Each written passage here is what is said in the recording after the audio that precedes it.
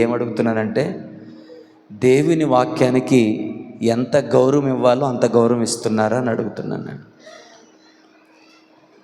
మన జీవితంలో కొన్ని స్థలాలు, కొంతమంది వ్యక్తులు ఉంటారు. హల్లెలూయా. అందరికీ ఒకే గౌరవం ఇవ్వము. కొంతమందికి మనం ఇచ్చే గౌరవం హై లెవెల్లో ఉంటుంది. ఉదాహరణకి దైవజనుని ప్రేమిస్తే, దైవజనుడు దేవుని యొక్క ప్రతినిధిగా దేవుడు మనకు అనుగ్రహించాడని నువ్వు హృదయంలో ఉంటే, అందరికి ఇచ్చే గౌరవం కంటే అధికమైన గౌరవాన్ని నువ్వు దైవజనుడికి ఇస్తావు. అతను మంచోడా చెడ్డోడా నీకు అన్నెసెసరీ. దావీదు సౌలును గౌరవించినట్లు నువ్వు గౌరవిస్తావు. అందరికీ ఒకే గౌరవాన్ని మనం ఇవ్వం.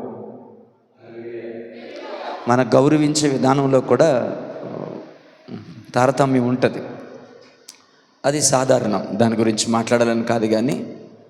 కానీ దైవజనుడి కంటే, అధికారుల కంటే, అందరికంటే నువ్వు ఎక్కువగా గౌరవించాల్సింది ఎవరిని? దేవుణ్ణి. ఆదియందు వాక్యం ఉండెను. మాట్లాడలేదు వెనకతల, నేను చెప్తానే ఉన్నాను సిరాకే చిచ్చే. ఆదియందు వాక్యం ఉండెను, వాక్యము దేవుడై ఉండెను. సో నా ప్రశ్న ఏంటంటే, మనసులో పెట్టుకోండి, దేవుని వాక్యానికి ఇవ్వాల్సిన రెస్పెక్ట్ ఇస్తున్నావా నువ్వు? ఎవరికి వారు. నా మట్టుకు నేను అనుకుందాం, మీ మట్టుకు మీరు.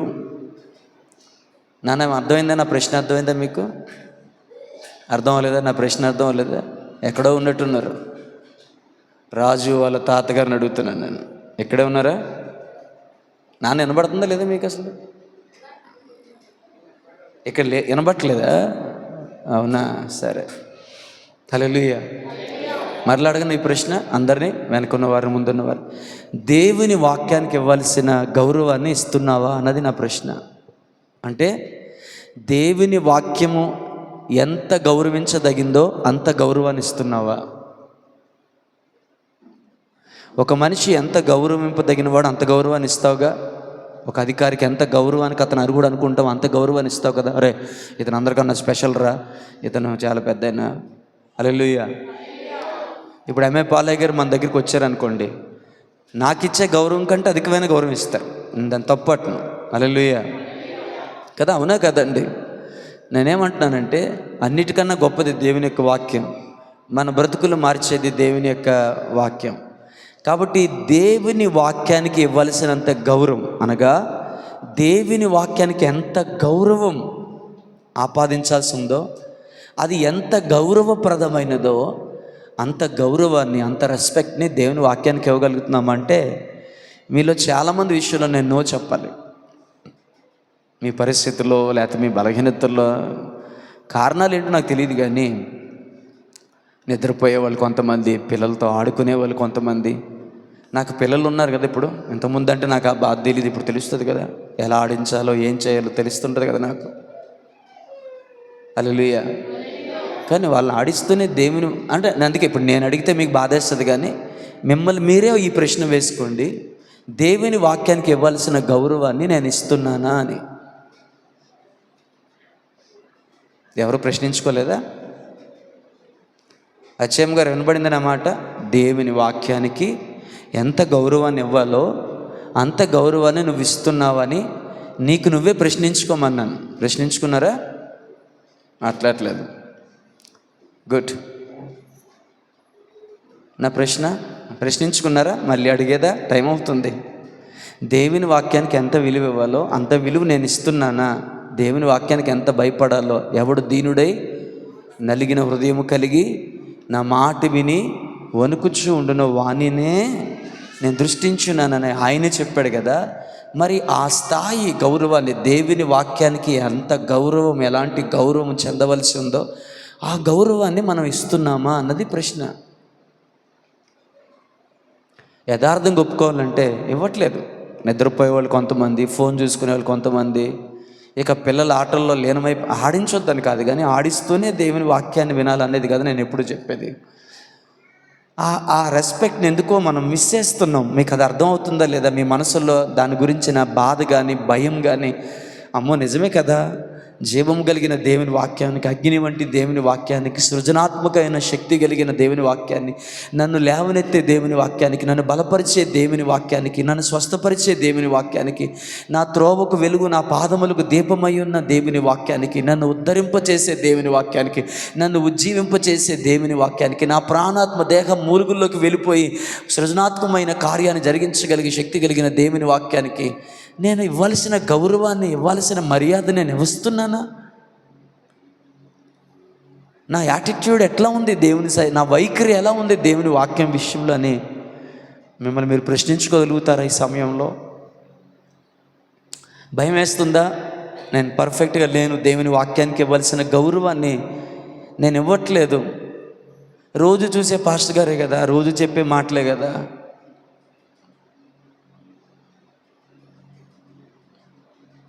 ఒక్క మాట చెప్తాను, గుర్తుపెట్టుకోండి. దేవుని విషయంలో నీ వైఖరి ఎలా ఉంటుందో దేవుని దృష్టిలో అది విలువైందిగా ఎంచబడుతుంది. దాన్ని బట్టే నీ జీవితంలో దేవుని యొక్క ప్రమేయం, దేవుడు కలగజేసుకో, అది ఏదైనా ఫిజికల్గా, మెంటల్గా, స్పిరిచువల్గా, ఫ్యామిలీ ప్రాబ్లం, అది ఏదైనా కూడా దేవుడు త్వరగా కలగజేసుకోవడం అనేది ఎప్పుడు జరుగుతుందంటే, హల్లెలూయా, దేవుని విషయంలో నీ వైఖరి ఎలా ఉంది. దేవుని ఎల్లో భయభక్తులు కలిగి ఉంటే ఆటోమేటిక్గా దేవుని సన్నిధిలో కూడా భయభక్తులు కలిగి ఉంటావు.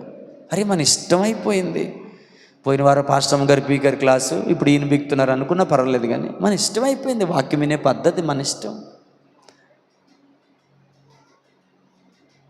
అరే నేను అడిగితే మీకు బాధేస్తుంది, కానీ ఎవరు మట్టికి వాళ్ళు ఈ ఒక్క ప్రశ్న వేసుకోరా నేను వాక్యం గురించి చెప్పే ముందు. దేవుని సన్నిధి విషయంలో, దేవుని వాక్యం విషయంలో నిజంగా నా వైఖరి ఎలా ఉంది? అసలు నేను ఎట్లా ఉండేదాన్ని, ఎలా ఉండేవాడిని, ఎలా ఉన్నానేంటి? దేవుని వాక్యం వింటుంటే నాకు వచ్చే కన్నీళ్ళు ఏమైపోయినాయి? నా గుండెలో కలిగిన భయం ఏమైపోయింది? ఇంకా చెప్తే బాగున్నా ఆతృత ఏమైపోయింది? నెక్స్ట్ ఏం చెప్తారా అన్నటువంటి ఆకాంక్ష, ఆ అన్డివైడెడ్ టెన్షన్ ఏమైపోయింది నా లైఫ్లో? ఎట్లా వినేదాన్ని వాక్యాన్ని? కూర్చొని పద్ధతి ఎట్లా ఉండేది, వినే విధానం ఎట్లా ఉండేది, ఏంటి ఎట్లా అయిపోయాను నేను? ఏం బాధ అనిపించట్లేదా?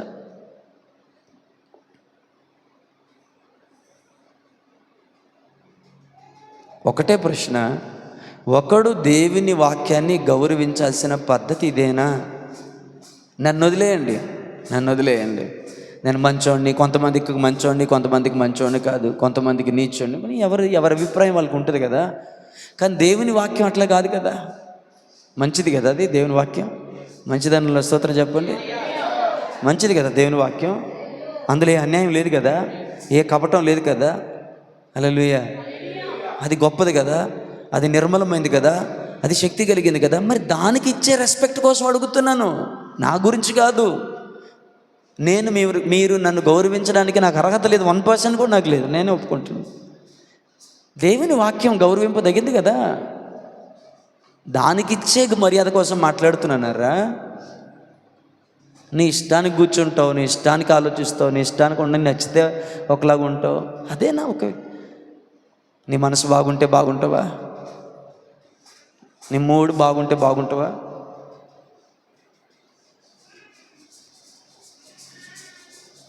నేను చెప్తాను ఒక్క మాట ఫైనల్గా.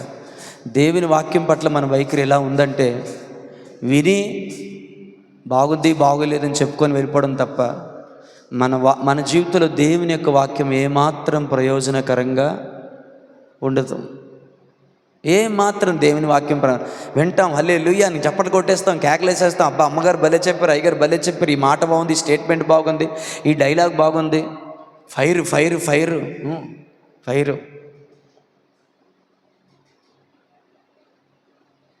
అది ఎంతవరకు ఉండే ఆ ఫైరు? ఆ కాసేపట్ల వినేంతవరకు కూడా. ఎందుకంటే దానికి ఇవ్వాల్సిన గౌరవం మనకి మనం ఇవ్వట్లేదు. సరే, ప్రైజ్ ది లార్డ్, హల్లెలూయా, హల్లెలూయా. అందరూ చేద్దామా? హల్లెలూయా. పూర్తి చేయగలనా? పూర్తి చేయలేకపోతే సగం మాట్లాడి సగం వచ్చే వారం పూర్తి చేస్తూ ఉంటాను. Praise the lord, hallelujah, amen. Pastor గారిలాగా ఒక సబ్జెక్ట్ తీసుకున్నప్పుడు ఒక వారంలో దాన్ని కంప్లీట్ చేయగలిగే ఆ జ్ఞానం కానీ లేకపోతే ఆ కృప కానీ నా దగ్గర లేదు. హల్లెలూయా. మనది ఎప్పటికి ఏ కాడికి సాగదీసి కనీసం ప్రతి మెసేజ్ ఒక 2-3 ఎపిసోడ్లు ఉంటే కానీ నాకు తృప్తి ఉండదు. హల్లెలూయా. ఇక వినేవాళ్ళు కొంతమందికి అలా సాగదీసుకొని చెప్పిందే చెప్పుకొని, కొంతమందికి అభిప్రాయం ఉంటుంది, తప్పులేదు. హల్లెలూయా. రైట్.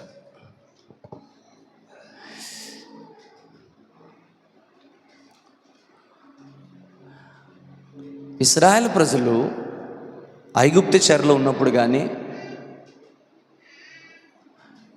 వింటారండి సుధా, వింటావా? ఐగుప్తు చెరలో ఉన్నప్పుడు కానీ 420 సంవత్సరాలు ఐగుప్తు చెరలో ఉన్నారు. 70 సంవత్సరాలు బబులోను చెరలో ఉన్నారు. 7 సంవత్సరాలు మిద్యానీయుల చెరలో ఉన్నారు. ఇక ఫిలిస్తీన్లు వీళ్ళందరూ మిగతా చెరల్లోకి వాళ్ళు వెళ్ళిపోయారు. హల్లెలూయా. మనకు తెలిసే విషయం. కానీ నేను ఒక మాట చెప్పాలనుకున్నాను, ఏంటంటే వారు కేవలం ఇశ్రాయేలు ప్రజల్ని చెరపట్టుకొని వెళ్ళిపోవడం మాత్రమే కాదండి. నేను ఒక మాట చెప్పాలనుకుంటున్నాను. ఈరోజు ఈ వాక్య పరిచర్య యొక్క ముఖ్య ఉద్దేశం ఏంటంటే, ఆఖరిలో మనం ఒక ప్రార్థన చేయాలి. ఏంటి ఆ ప్రార్థన అంటే, మీ అందరూ చేయాలి, నేను చేయాలి. అదేంటంటే, దోచుకొని వారి చేతిలో నుండి నీ దాసుని, లేకపోతే నీ కుమార్తెను, నీ కుమారుని, లేకపోతే నా కుటుంబాన్ని తప్పించు ప్రభువా అని ప్రార్థన చేయాలి. అది ఈరోజు సందేశం యొక్క ఉద్దేశం. హల్లెలూయా. ఎవరి చేతిలో నుండి? దోచుకునే వారి చేతిలో నుండి. హల్లెలూయా. నన్ను, నా కుటుంబాన్ని, నా పిల్లలను, నా సంఘాన్ని రక్షించు ప్రభువా అని దేవునికి మనం ఒక కేక వేయాలి. నేను కొంచెం నెమ్మదిగా మాట్లాడతాను. 3 రోజుల నుంచి నాకు సరిగా నిద్ర లేదు, చాలా నీరసంగా ఉంది, గుండెల్లో చాలా వేదన, కలవరం ఉంది. దానికి కారణం నేను తర్వాత మీకు చెప్తాను, చిన్న సాక్ష్యం చెప్తాను. బట్ ఆ సిచ్యువేషన్ యొక్క ఆ దడ అలా ఉండిపోయింది నా మైండ్లో. Praise the Lord. కొంచెం నెమ్మదిగానే మాట్లాడతాను. సరే, నా జాలి మీద పడాలని కాదు, కానీ నేను ఎందుకు నెమ్మదిగా మాట్లాడుతున్నాను చెప్తున్నాను, కానీ మీ వాక్యం మీద అటెన్షన్ ఉంచండి. సో మిద్యానీయుల చెరలోకి 7 సంవత్సరాలు వెళ్ళిపోయారు. 420 సంవత్సరాలు ఐగుప్తు చెరలోకి వెళ్ళిపోయారు. 70 సంవత్సరాలు బబులోను చెరలోకి వెళ్ళిపోయారు. వీరు ఇశ్రాయేలు ప్రజల్ని చెరపట్టి తీసుకెళ్ళిపోయారు. అర్థమైందండి? ఐగుప్తులు తీసుకెళ్ళిపోయారు, ఐగుప్తుల చెరలో ఉండిపోయారు. బబులోనీయులు వచ్చారు, వారు తీసుకెళ్ళిపోయారు. మిద్యానీయులు వచ్చారు, వారు తీసుకెళ్ళిపోయారు. ఇలా కొంతమంది ఉన్నారు, ఇంకా అన్ని చెప్పడం కాదు, కానీ ఉదాహరణకి 3 చాలు చెరలు వీరు కేవలం ఇశ్రాయేలు ప్రజల్ని చెరలోకి తీసుకెళ్ళడం మాత్రమే జరగలేదండి. మనకు చాలా అవసరం ఈ మాటలు వినాలి. హల్లెలూయా. వాళ్ళ చెరలోకి తీసుకొని వెళ్ళిపోవడం మాత్రమే కాదు, వాళ్ళు చేసిన పనేంటో తెలుసా? వారి ధన, మాన, ప్రాణాలను దోచుకున్నారు వాళ్ళు. ఇంకా చెప్పాలంటే వారి బలమును, వారి ధనమును, వారి మానమును, వారి ప్రాణాలని దోచుకున్నారు. దేవుని కొరకు జీవించాల్సిన ఒక వ్యక్తి తన బ్రతుకంతా కూడా ఐగుప్తు చెరలో బ్రతికాడు. దేవుని కృపలో వర్ధిల్లాల్సిన ఒక వ్యక్తి తన బ్రతుకు అంతా కూడా హల్లెలూయా బబులోను చెరలో బ్రతికేశారు.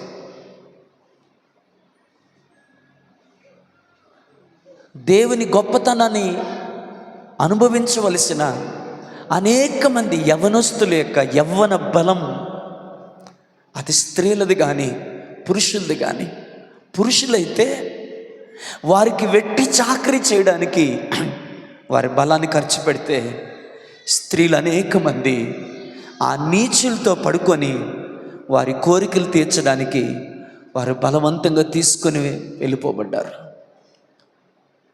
వారి బలాన్ని మాత్రమే కాదు, వారి ధనము, మానము, ప్రాణాలని వారు దోచుకున్నారు. ఇశ్రాయేలు ప్రజలు దోచుకొనబడ్డారు. హల్లెలూయా, హల్లెలూయా. ఊహించండి, దేవుని మంచితనాన్ని అనుభవించిన వాళ్ళు కాదు. ఇప్పుడు 420 సంవత్సరాలు ఉన్నారు. ఈ 4 తరాల్లో ఎంతమంది పుట్టారు, ఎంతమంది చనిపోయారు? వాళ్ళు పుట్టడమే బానిస బతుకులు పుట్టారు, బానిసలాగే పెరిగారు, బానిసలాగే జీవించారు, బానిసలాగే తిన్నారు, బానిస బట్టలే వేసుకున్నారు, బానిసలాగే నడిచారు, బానిసలాగే చచ్చిపోయారు. వారి జీవితంలో దేవుడు వారికి ఇవ్వాలనుకున్న మాధుర్యాన్ని, విశ్రాంతిని, సమృద్ధిని వాళ్ళు ఏమాత్రం అనుభవించలేదు. అవునా కదండి? ఒకసారి ఇమేజ్ చేయండి, 4 తరాలు ఐగుప్తులో ఉండిపోయినప్పుడు పుట్టని వారు లేరా? లేం గారు నిద్ర వచ్చేస్తుంది అప్పుడే లేదా? బాగానే ఉన్నారా మీరు? హల్లెలూయా. ఇప్పుడు అక్కడ ఉన్న వాళ్ళందరూ 400 సంవత్సరాలు ఉన్నవాళ్ళ కాదు కదా. పుట్టేవాళ్ళు పుడుతున్నారు, చనిపోతున్నారు. అక్కడే ఆ ఐగుప్తులను పుట్టి పెరిగిన వారి కోసం ఆలోచించండి. నాకు బాధ ఇస్తుంది, నాకు ఏడుపు వస్తూ ఉంది. బానిస పుట్టుకే పుట్టారు వాళ్ళు, బానిస బతికారు, బానిసలు తిన్నారు, బానిస బట్టలు వేసుకున్నారు. చచ్చిపోవడం కదా, బానిసలాగే చచ్చిపోయారు. ఎందుకు పాస్టర్ గారు ఏడుస్తున్నారు? మీరు కానీ నేను కానీ దేవుని యొక్క విశ్రాంతిని, దేవుని యొక్క మంచితనాన్ని, దేవుని గొప్పతనాన్ని అనుభవించకుండానే పాపము యొక్క, అపవాది యొక్క, రోగం యొక్క, ప్రతికూలతల యొక్క చెరలో మనం భయంకరంగా దోచుకొనబడుతుంటుండగా మన జీవితాలు అక్కడే ముగిసిపోతే, అక్కడే ఆగిపోతే, ఆ చెరలోనే మన బ్రతుకులు గనక నిలిచిపోయి అక్కడే మన తుది శ్వాసను విడిచిపెట్టాల్సిన పరిస్థితి వస్తే మనం కోల్పోయింది ఏంటి అంటే దేవుని వాగ్దానాల మాధుర్యాన్ని, దేవుడు మనకి ఇవ్వాలనుకున్న సమృద్ధిని, దేవుడు మనకి ఇవ్వాలనుకున్న ఆరోగ్యాన్ని, దేవుడు మనకి ఇవ్వాలనుకున్న ఆశీర్వాదాన్ని, తన పిల్లలు ఎలా ఉంటే దేవుడు చూడాలనుకున్నాడో ఆ సంతోషాన్ని మనం అనుభవించకుండానే మనం చనిపోతే మనకంటే దౌర్భాగ్యులు ఎవరుంటారు ఈ లోకంలో? ఎందుకో తెలుసండి, లేక చనిపోయేది వేరు, ఉండి అనుభవించలేక చనిపోవడం దౌర్భాగ్యం కదా. అంతే కదా మధు? లేకపోతే పేదరికంలోనే బతుకుతాం, కానీ అన్నీ ఉండి హల్లెలూయా, యెహోవా యందు భయభక్తులు కలిగిన వాడు ఇలాగూ ఆశీర్వదించబడతాడు. హల్లెలూయా. నువ్వు ధన్యుడవు, నీకు మేలు కలుగును. తెలుగులో మేలు అన్న రాయబడిన మాట యొక్క సంపూర్ణ నిర్వచనం, అద్భుతమైన నిర్వచనం. నీ లోగిట నీ భార్య ఫలించు ద్రాక్ష వలె ఉంటుంది, నీ భోజనము బల చుట్టూ నీ పిల్లలు ఒలీవ మొక్క వలె ఉంటారు. హల్లెలూయా, హల్లెలూయా, ఆమేన్, హల్లెలూయా. నీ పిల్లల క్షేమాన్ని నువ్వు చూస్తావు. ఇశ్రాయేలు మీద సమాధానం, సియోనులో ఉండే యెహోవా నీకు ఆశీర్వదిస్తాడు. నిన్ను, నీ కష్టాల చిత్తాన్ని నీవు అనుభవిస్తావు. హల్లెలూయా. 1-2 బైబిల్ చెప్తుంది, అమూల్యములైన వాగ్దానములను అత్యధికముగా మనకు ఆయన అనుగ్రహించాడు. హల్లెలూయా. ఆ వాగ్దానాలు ఎవరు చేసినవి? జగన్మోహన్ రెడ్డో, చంద్రబాబు నాయుడో, లేకపోతే మోదీ గారు చేసినటువంటి వాగ్దానాలు కాదు. ఆయన తన మహిమ గుణాతిశయముల్లో నుండి, దేవుని నామానికి మహిమ కలుగును గాక. ఆయన గుణాతిశయాలు ఏంటండి? మహిమ గుణాతిశయములు. ఆ మహిమ గుణాతిశయములలో నుండినట ఆయన అమూల్యములైన వాగ్దానములను అత్యధికంగా మనకు అనుగ్రహించాడు. వాటిని పేపర్కి పరిమితం చేసి చచ్చిపోదామా? వాటిని గురించి వింటూనే చచ్చిపోదామా? వాటిని గురించి మాట్లాడుకుంటూనే చచ్చిపోదాం? అనుభవించొద్దాం మనం?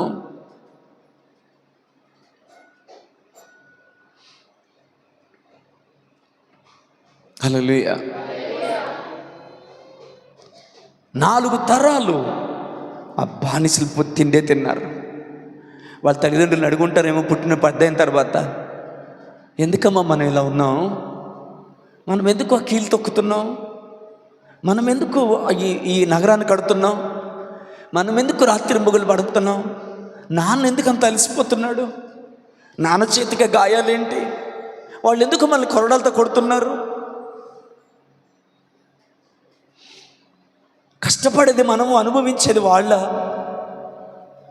ఎందుకమ్మా ఈ పరిస్థితి అని అడిగిన వాళ్ళు అదే బతుకు బతికారు, అదే సాగు సచ్చారు. నేనేం చెప్తానంటే మీకు, వారు చెరలో మాత్రమే లేరండి, వారు భయంకరముగా దోచుకొనబడ్డారు. వారి బలము దోచుకొనబడింది, వారి ఆయుష్ దోచుకొనబడింది. స్వరాజ్యం వినాలి. వారి ఆయుష్ దోచుకొనబడింది, వారి ఆరోగ్యము దోచుకొనబడింది, వారి శీలము దోచుకొనబడింది, వారి ధనము, వారి మానము, వారి ప్రాణాలని శత్రువులు దోచుకున్నారు. హల్లెలూయా, హల్లెలూయా. అర్థమవుతుంది అనుకుంటున్నాను నేను. ఆమేన్. మీరెంతమంది అంగీకరించగలరు? మీలో చాలామంది, మనలో చాలామంది దోచుకునే వారి చేతుల్లో మనం ఉన్నామని. ఏం దోచుకుంటున్నారు పాస్టర్ గారు? మన కుటుంబాన్ని దోచుకుంటున్నారు, మన పిల్లలు దోచుకుంటున్నారు, మన ఆరోగ్యాన్ని దోచుకుంటున్నారు, మన సంపదను దోచుకుంటున్నారు, మన కుటుంబం యొక్క సమాధానం దోచుకుంటున్నారు, మన కుటుంబం యొక్క ప్రేమానురాగాలు దోచుకుంటున్నారు, మన మానాన్ని కూడా దోచుకుంటున్నారు. మన మానం ఏంటో తెలుసా? మన క్యారెక్టర్. వినాలి. మన మానం, మన యొక్క శీలం ఏంటో తెలుసా? మన గుణశీలం, మన క్యారెక్టర్ని దోచుకునేవాడు దోచుకుంటున్నాడు.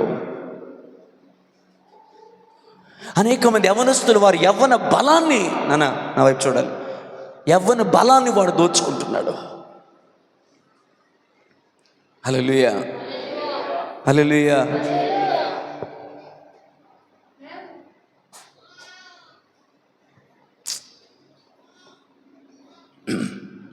Praise the lord. ఎంతమందికి వాక్యం అర్థమవుతుంది? నాకు మీలో చాలామంది విషయంలో నాకు చాలా వేదన ఉంది. దేవా, సంవత్సరాలుగా వారు రోగాన్ని భరిస్తూ ఉన్నారు, సంవత్సరాలుగా లేమిలోనే ఉన్నారు, సంవత్సరాలుగా అదే పరిస్థితులు ఉన్నారు. ఎలా వస్తున్నారో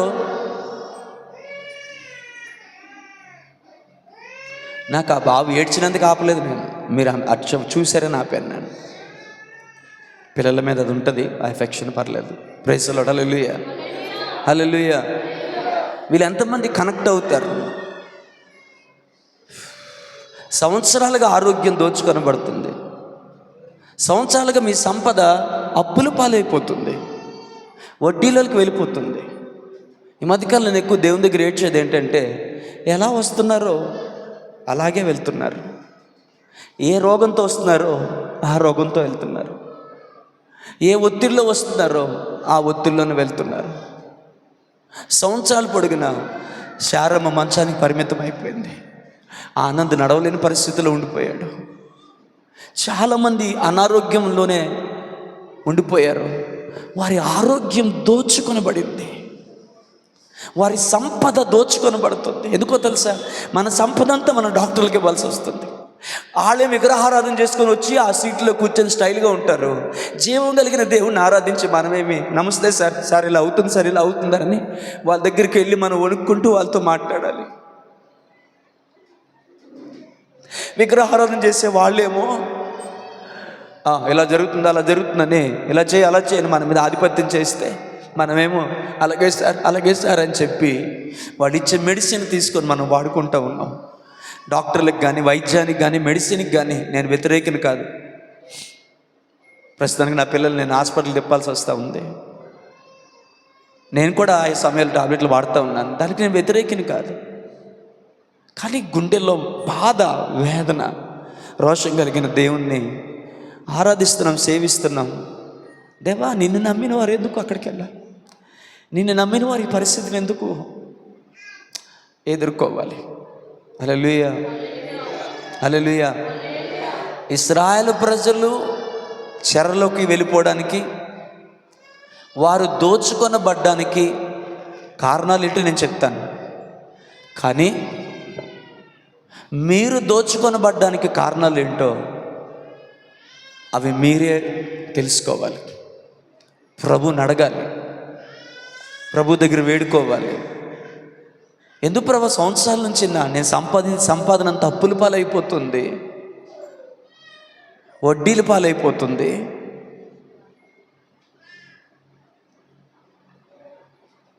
హల్లెలూయా. చెప్తే ఆయన బాధపడతారేమో నాకు తెలియదు, కానీ ఆయన హృదయం కలవరపడకూడదు. కానీ చాలాసార్లు నేను కనకరాజు గారి ఇంటికి వెళ్ళినప్పుడు ఆయన కోపంగా ఒక మాట అనేవారు. కానీ నా కోపం కనబడేది కాదు, నాకు ఆ బాధ కనబడేది. ఏమన్నా తెలుసా? ఒంట్లో ఓపిక లేదండి, చెయ్యని పీకెత్తున్నాయి, రెక్కలు ముక్కలు చేసుకొని సంపాదించుకుని తీసుకొచ్చిన కొంచెం డబ్బులు ఏమీ కాకుండా మెడిసిన్కి వేసేయాల్సి వస్తుంది, ఏమీ కాకుండా హాస్పిటల్ పాలైపోతుంది. సంపాదించే ఓపిక లేదు.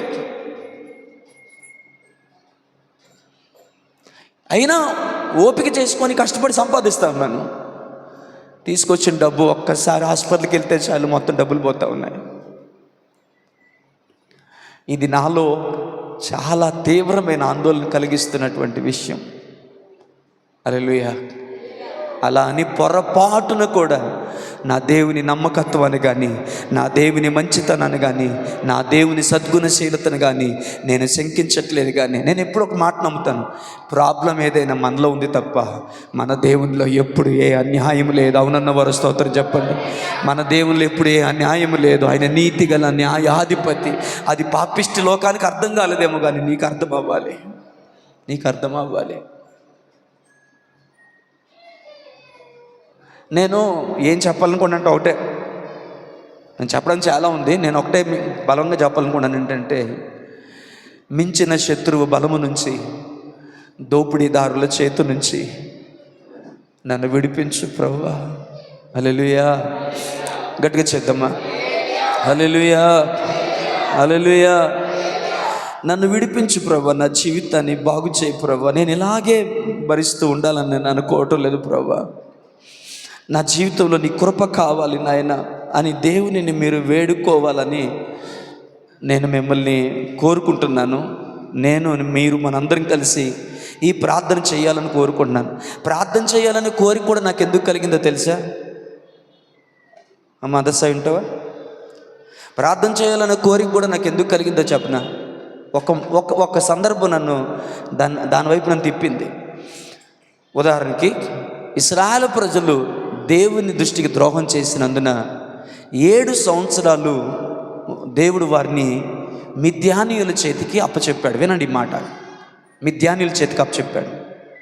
వారు వీరి యొక్క పంటలను, భూమిలను, ఒంటెలను, గొర్రెలను, ఇలా చెప్పిన మాట చెప్పాలంటే వారి యొక్క బలాన్ని, వారి యొక్క ధన మన ప్రాణాలను వారు దోచుకున్నారు. వారి యొక్క బలము మిక్కిలి హెచ్చుగా అయిపోయి వారు హీన దశకి వెళ్ళిపోయినప్పుడు, మిద్యానీయుల చేతులు వారు నలిగిపోతున్నప్పుడు బైబిల్లో చెప్పబడిన మాట ఏంటో తెలుసా? వారు యెహోవాకు మొర్ర పెట్టారు. వారు యెహోవాకు మొర్ర పెట్టారు. వారు యెహోవాకు మొర్ర పెట్టారు. ఒక ప్రవక్తను పంపించాడు దేవుడు, వార్నింగ్ ఇచ్చాడు. నాకు భయపడాల్సిన మీరు మిద్యానీయుల విగ్రహాలకు భయపడి వాటిని పూజించారు, అందుకే మీకు పరిస్థితి వచ్చిందని వార్నింగ్ చేశాడు. కాబట్టి అనుభవించండి అని వదిలేయలేదు. ఆమేన్. అప్పుడు దేవుడు చేసిన పని ఏంటో తెలుసా? గానుగులు చాటున పిరికివాడిలాగా గోధుమలు జల్లుకుంటున్న ఒక వ్యక్తి దగ్గరికి వెళ్ళి, ఓ పరాక్రమము కలిగిన బలాఢ్యుడా, ఏ మైటీ వారియర్, హల్లెలూయా, యెహోవా నీకు తోడై ఉన్నాడు, నీవు లేచి యుద్ధానికి వెళ్ళు, ఒక్క మనిషిని చంపినట్లుగా మిద్యానీయులందరూ నువ్వు చంపేస్తావు, నేను వారి చేతికి నేను అప్పగిస్తానని దేవుడు వారిని లేపాడు. కన్నీళ్ళతో ఒక మాట చెప్పనా? ఒక మాట. హల్లెలూయా. చెరలోకి వెళ్ళిపోయిన మిద్యాను, చెరలోకి వెళ్ళిపోయిన, హల్లెలూయా, మిద్యాను చెరలోకి, నా వైపు చూస్తారా? వచ్చేమో నేను అన్నిసార్లు అడగకూడదు. నా పిల్లల మీద నాకు ఉండదా? ఏం జరిగిందో నేను నెక్స్ట్ తర్వాత చెప్తాను, మీరు ఆశ్చర్యపోతారు వాడికి ఏం జరిగిందో. నాకు ఉండదా బాధ? ఎడ్జి వినండి, వాక్యానికి కావాల్సిన గౌరవం ఏమండి. హల్లెలూయా. నేను డిస్టర్బ్ చేస్తాను మధ్యలో, నేను చెప్పాలనుకుంటాను. నేనేం చెప్తున్నాను కూడా మర్చిపోయాను. నేనేం చెప్తున్నాను అది ఓకే, సరే. వాళ్ళు మొర్రపెట్టారు, నేను చెప్పాలనుకున్న మాట ఇప్పుడు చెప్తాను. హల్లెలూయా. నాకు ఇక్కడ రెండు గ్రూప్స్ కనబడ్డాయి. ఒక గుంపు ఏంటంటే మిద్యానీయుల చెరలోకి వెళ్ళిపోయి సమస్తాన్ని దోచుకొనబడి హీన దశకు వెళ్ళిపోయినప్పుడు దేవునికి మొర్రపెట్టిన లక్షల మంది ఒక పక్క వీరిలాగా ఉండాలనుకుంటున్నావా? లేకపోతే దేవుడు ఒక వ్యక్తితో మాట్లాడి తనని శక్తితో నింపి, బలముతో నింపి, ధైర్యంనిచ్చి మాట్లాడు. నువ్వు అనుకుంటున్నావు ఆ చెరలో ఉన్న వారిలో నేను ఒకళ్ళ ఉండబోతున్నానని. లేదు గిద్యోను, లే, నేను నీకు తోడై ఉన్నాను. నీవు ఆ చెరలో ఉండవు. చెరలో ఉన్న వారిని అందరినీ విడిపించడానికి నేను నిన్ను వాడుకోబోతున్నానని దేవుడు గిద్యోనుతో మాట్లాడాడు. ఈరోజు నా ప్రశ్న ఏంటంటే, ఆ చెరలో ఉన్న వ్యక్తులాగా ఉండాలనుకుంటున్నావా? లేకపోతే చెరలో ఉన్న వ్యక్తుల్ని విడిపించే ఒక బలమైన ప్రార్థనా యోధురాలుగా, ఒక బలమైన ప్రార్థనా యోధుడిగా, ఒక మైటీ వారియర్గా ఉండాలనుకుంటున్నావా? చెరలో ఉంటావా? చెర నుంచి విడిపించే వ్యక్తిగా ఉంటావా? డిసైడ్ చేసుకో. హల్లెలూయా, హల్లెలూయా. దేనామని మహిమ కలుగును గాక. Praise the lord. హల్లెలూయా. ఈ ప్రశ్న మిమ్మల్ని ఆకర్షించాలని నేను కోరుతున్నాను. హల్లెలూయా. నిన్నే నమ్ముకున్నాను, నీ వంటి వారు ఎవరయ్యా? నిన్నే నమ్ముకున్నాను, నీ వంటి వారు లేరయ్యా.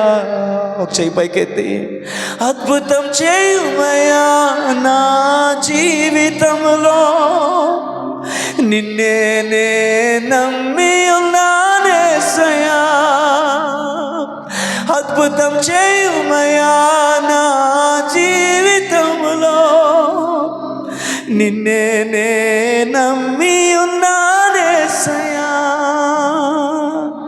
నిన్నే నే నమ్ముకున్నాను, నీ వంటి వారు లేరయ్యా. నిన్నే నమ్ముకున్నాను, నీ వంటి వారు. పడదామా? నీవే ఏదైనా చేయాలంటూ నీ కార్యాలకు ఎదురు చూస్తున్నాను.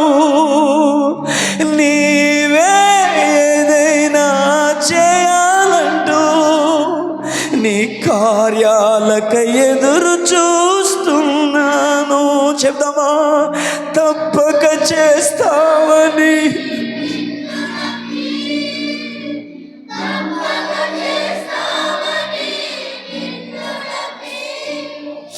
నీ కరముపై దృష్టి ఉంచినానయా, నీ కరముపై దృష్టి ఉంచినానయా. చెయ్యెత్తి స్వరమెత్తి, అద్భుతం చేయుమయ్యా నా జీవితంలో, నిన్నే నే నమ్మి ఉన్నానేసయ్యా.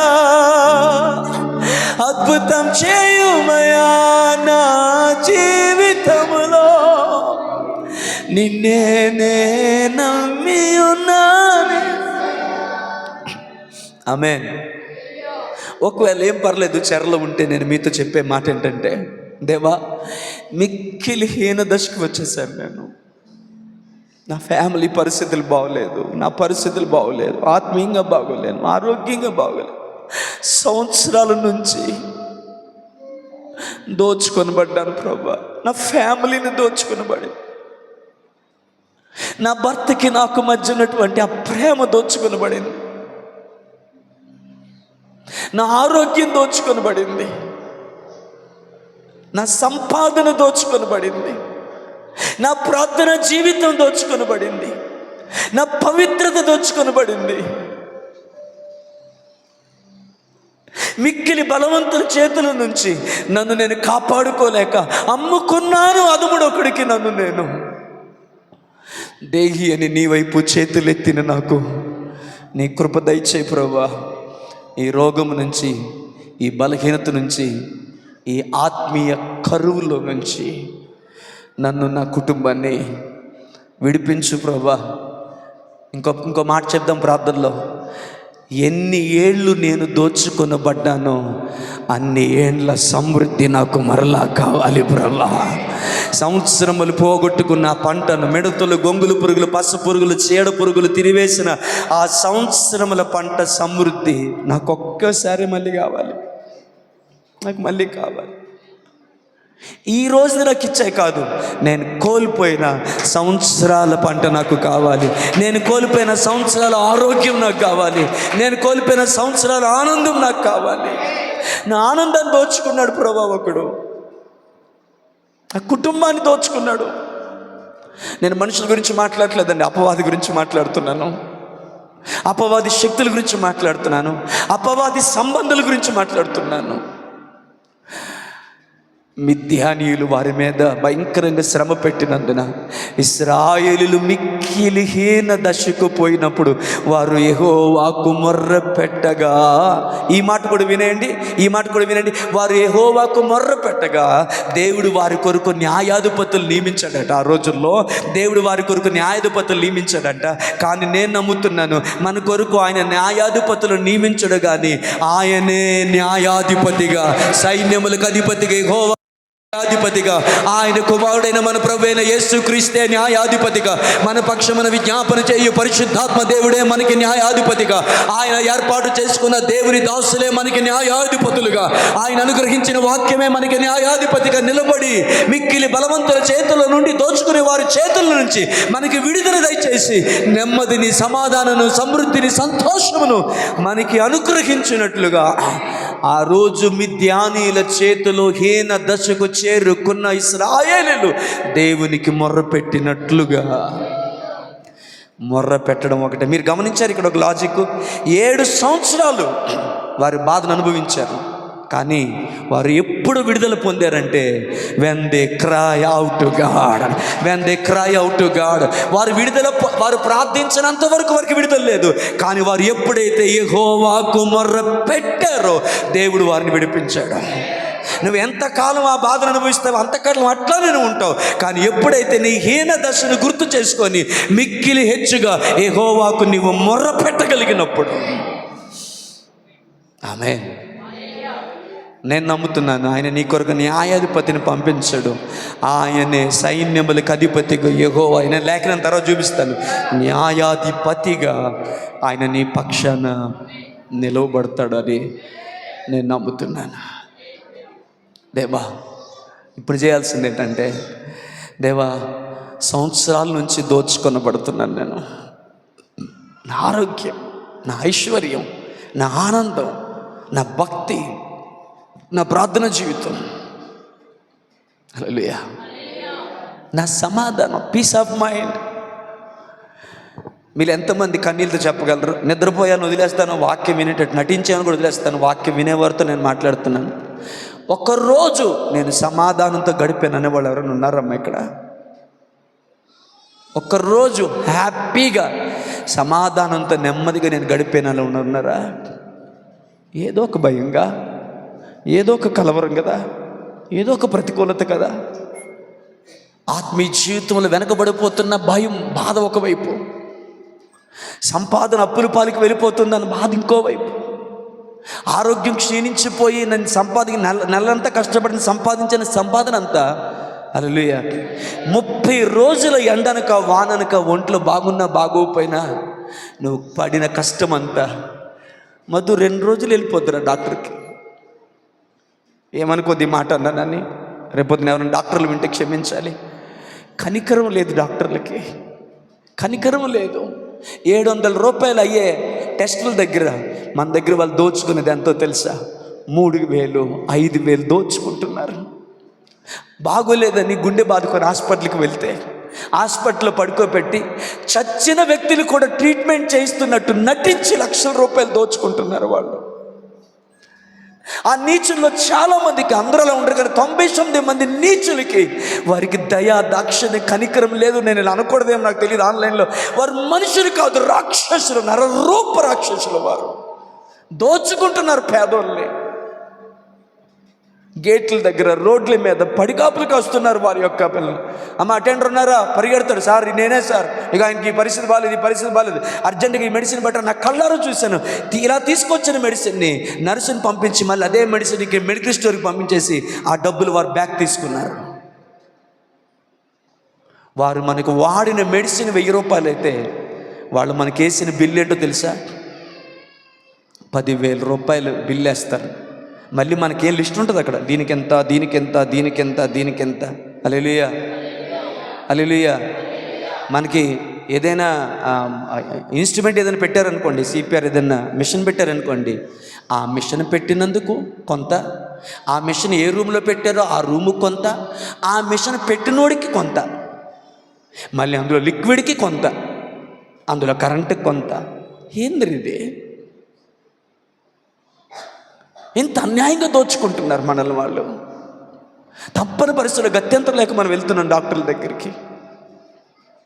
ప్రియులారా, మీ అందరికీ నేను చేతులు జోడించేది ఒకటే, డాక్టర్లకు వ్యతిరేకం నేను కాదు కానీ, హల్లెలూయా, హల్లెలూయా, హల్లెలూయా. నిన్నే నేను నమ్ముకున్నానయ్యా, నీవే ఏదైనా చేయాలంటూ నీ కార్యాలకు ఎదురు చూస్తూ ఉన్నాను ప్రభువా. జీవము కలిగిన దేవుని నిన్ను ఆరాధిస్తున్నాను, కానీ నేను ఎందుకు వారి దగ్గరికి వెళ్ళాలి అన్న రోషం మనలో పుట్టాల రోషం, రోషం. నీకు పళ్ళు కొరికి అలవాటు ఉంటే ఈ విషయంలో నీ పళ్ళు కొరికి నేనెందుకు ప్రభు అలాంటి వ్యక్తుల దగ్గరికి వెళ్ళాలి, విగ్రహారుల చేతుల దగ్గరికి నేను ఎందుకు వెళ్ళి ధైర్యం పుచ్చుకోవాలి? జీవం కలిగిన దేవుని నేను ఆరాధిస్తున్నాను, కానీ ఈ హీన దశకు కారణం నా పాపమే అయితే, నా నిర్లక్ష్యమే అయితే, హల్లెలూయా, హల్లెలూయా, నేను తీసుకున్న కొన్ని తప్పుడు నిర్ణయాలు అయితే, నేను మాట్లాడిన తప్పుడు మాటలు అయితే, నేను చేసిన పాపపు భయంకరమైన కొన్ని పనులే అయితే, నీకు వ్యతిరేకంగా, దైవజనులకు వ్యతిరేకంగా, సంఘానికి వ్యతిరేకంగా నేను నోరు పేలాపిన మాటలు ఏదైనా కావచ్చు ప్రభువా. కొంతమంది తెలివైన ప్రార్థన తెలుసా, నేను ఏదైనా తప్పు చేసి ఉంటే క్షమించి. నీ నిలువెల్ల తప్పులే, మళ్ళీ తప్పు చేసి ఉంటే ఏంది? నువ్వు మాట్లాడేది తప్పు, నీ నిర్ణయాలు తప్పు, నీ పాపిష్ట అలవాట్లు తప్పు, నీకు తెలుసు.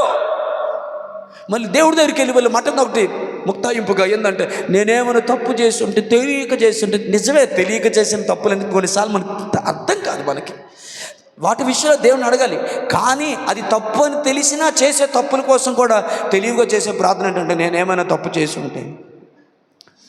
మరి కొంతమంది ప్రార్థన వినానండి విచిత్రంగా, మన మందిరంలోనే రోడ్డు మీద నీచుల్లాగా రాక్షసుల్లో తిరుగుతున్నారు, భార్యలు కొడుతున్నారు, తప్పదాకి తిరిగి నానా పాపిష్టి పనులు చేస్తున్నారు. వాళ్ళలాగా నేను లేను కదా ప్రభా, ఏదో నాకు ఒక్క బలహీనత ఉంది కదా, అది ఒక్కటి చాలరా.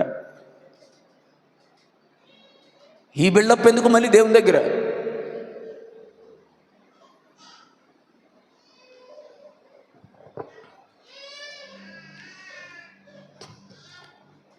హల్లెలూయా, హల్లెలూయా, ఆమేన్. నాకు మీ విషయంలో బాధ ఉంది, మీ విషయంలో రోషం ఉంది. దేవుని సందులో అడుగుతున్నాను, వేడుకుంటున్నాను, ఎంతకాలం ప్రభు ఈ పరిస్థితులు ఎంతకాలం అనుభవించాలి? ఒకవేళ మేము ఈ శ్రమను, ఈ రోగాన్ని, ఈ కష్టాన్ని అనుభవిస్తూనే నీ రాజ్యానికి చేరడం అనేది మీ చిత్తం అయితే, హల్లెలూయా. ఇప్పుడు పౌలు తన అనారోగ్యాలు పౌలు మొరపెట్టాడు దేవునికి. దేవుడేమన్నాడు? మాట్లాడినారా మరి బొత్తిగా వాక్యం తెలియని వాళ్ళు గడుచుతారండి శరణరంగా. పౌలతో దేవుడేమన్నాడు? నా కృప నీకు చాలని. హల్లెలూయా, హల్లెలూయా. దేవుని ధైర్యంగా అడగండి, దేవా కనీసం ఆ మాటైనా నాతో మాట్లాడు.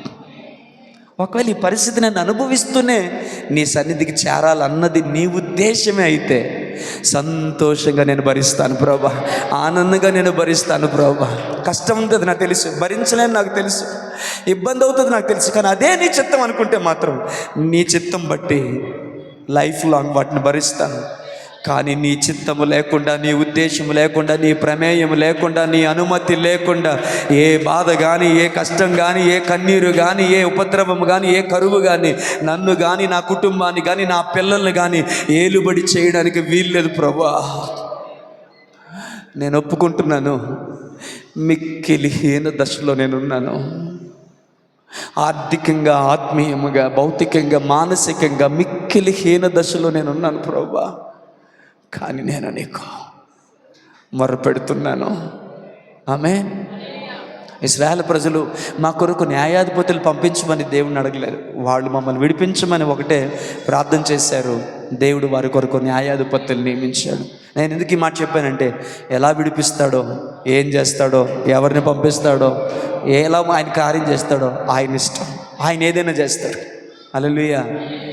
కానీ మన ప్రార్థన ఏంటంటే, ఆమేన్, ఆయన సన్నిధిలో క్షమించమని అడిగి ఈ పరిస్థితి నుంచి మమ్మల్ని విడిపించమని దేవుని సన్నిధిలో మనము ప్రార్థన చేయాల్సిన అవసరత ఉంది. Praise the lord. Hallelujah, hallelujah. లేదు, మనం ప్రార్థన చేయకపోతే, మిద్యానీయుల చెరలో ఇశ్రాయేలు ప్రజలు 7 సంవత్సరాలు ఉన్నారు. వారు ప్రార్థన చేయకపోయి ఉంటే ఇంకో 7 సంవత్సరాలు ఉండేవారు. వారు ప్రార్థన చేయకపోయి ఉంటే ఇంకో 7 సంవత్సరాలు ఉండేవారు. వారు ప్రార్థన చేయకపోతే, ఎందుకంటే ఆల్రెడీ 420 సంవత్సరాలు ఒక దగ్గర ఉన్నారు. 70 సంవత్సరాలు బబులోన్లో వారు ఉన్నారు. ఇక్కడ ఉన్నది 7 సంవత్సరాలు, తక్కువేగా. నాకు బాధ ఏంటో చెప్పనా, ఇశ్రాయేలు అన్న మాట వింటారమ్మా. ఇశ్రాయేలు ప్రజల యొక్క మనుగడ, ఇశ్రాయేలు ప్రజల ఎక్కువ మంది జీవితం, వారి పిల్లలు, వారి యవనస్తుల యొక్క జీవితం మీరు గమనించండి. కాల్కులేట్ చేస్తే వారి బతుకు ఎక్కువ శాతం బానిస బతికారు, చెరలోనే బతికారు. కారణం ఏంటి పాస్టర్ గారు? దేవుడు వారిని కనికరించలేదా? మీరు చదువుతూ ఉంటే న్యాయాధిపతులు, యెహోషువ గ్రంథం, హల్లెలూయా, ద్వితీయోపదేశం, ఇవన్నీ చదువుతూ ఉంటే ఇశ్రాయేలు ప్రజల నెమ్మది కలిగింది, కొంచెం బాగుంది అనుకునేసరికి ఇప్పుడు మిద్యానీయుల చేతిలో దేవుడు విడిపించాడా వాళ్ళని? గిద్యోను ఆధారం చేసుకొని విడిపించాడా? గిద్యోను చనిపోయిన తర్వాత, హల్లెలూయా, మళ్ళీ ఇశ్రాయేలు ప్రజలు ఏం చేశారు తెలుసండి? మళ్ళా బయలుకి అష్తారోతుని పూజించడానికి వాడు వెళ్ళిపోయారు. మళ్ళా వారి చెరలోనికి వెళ్ళిపోవడానికి కారణమైపోయింది. ఫిలిస్తీన్లు వచ్చి వారిని ఆటాడుకున్నారు. వారిని ఇది రిపీటెడ్గా జరుగుతూనే ఉంది. హలో చర్చ్, ఇశ్రాయేలు ప్రజలకి ఏం జరిగిందో నేను మాట్లాడడం లేదు. వారిని మీ ఎదురుగా పెట్టి వాళ్ళకి జరిగినట్టే మనకు కూడా జరుగుతుంది కదా, ఆలోచించండి అని చెప్తున్నాను నేను. వినలేని వాళ్ళతో సంగతి వదిలేండి, వాళ్ళు కొంతమంది నటిస్తారు. మరి వాళ్ళకి దేవుని భయం కూడా లేకపోతే నేనేం చేసేదిలే కానీ. హల్లెలూయా. ఇశ్రాయేలుకి ఏం జరిగిందో చెప్పట్లా. ఇశ్రాయేలుకి ఏం జరిగిందో అదే మనకి జరుగుతుంది. గమనించారా? కాస్త బాగుందనగానే, కృపమ్మ గారు ఇక్కడే ఉన్నారమ్మా, కాస్త బాగుందనగానే దేవుని సన్నిధి లేదు, ప్రార్థన లేదు, ఉపవాసం లేదు, ఏమీ లేదు. మళ్ళీ ఏ చిన్న కష్టం వచ్చింది, పాపకు బాగోలేదు, బాబుకు బాగోలేదు, ఏదో కష్టం వచ్చేసింది, ప్రభువా నువ్వు తప్పు దిక్కెవరున్నారు, నువ్వు కనికరించకపోతే ఎవరు కనికరిస్తారు ప్రభు అని మళ్ళీ ప్రార్థన. అప్పుడు మళ్ళీ ప్రార్థన గుర్తుంది. మళ్ళీ ఆ పరిస్థితి సమస్య పోయిన తర్వాత మళ్ళీ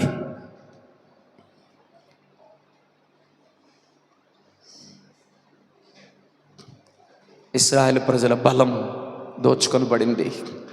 మీలో చాలామంది బలం ఆల్రెడీ దోచుకోబడింది. ఇశ్రాయేలు ప్రజల ధనం దోచుకొనబడింది. వింటారయ్యా? వింటున్నారా? నేను ముగింపులోకి వచ్చేస్తాను, మిగతాది వచ్చేవారు మాట్లాడతాను. కావాలంటే వచ్చేవారు మీకు ఏం చెప్పాలి అంటే, వాళ్ళు ఎందుకు దోచుకొనబడ్డారు? హల్లెలూయా. వారు ఎలా దోచుకొనబడ్డారు? ఒక భయంకరమైన స్టేట్మెంట్ చెప్పనా? అంటే వినేవాళ్ళు కొంచెం భయం వేస్తుందేమో.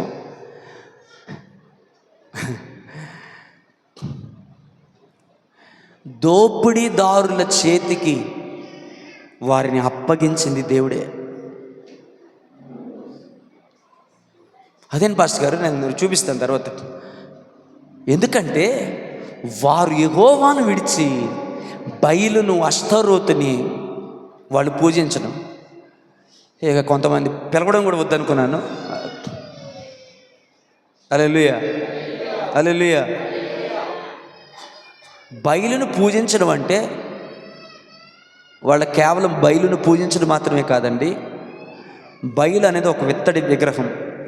దాని కింద మెలుకు, కింద కాలి ఉంటుంది. అది కూర్చున్న కింద భాగంలో అది సింహాసనం మీద చేతులలో పెట్టి కూర్చుంటుంది.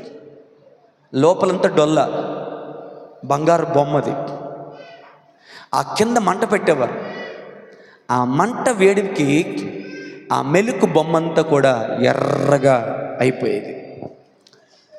ఎర్రగా అయిపోయినప్పుడు దానిని పూజించే పద్ధతి ఏంటంటే,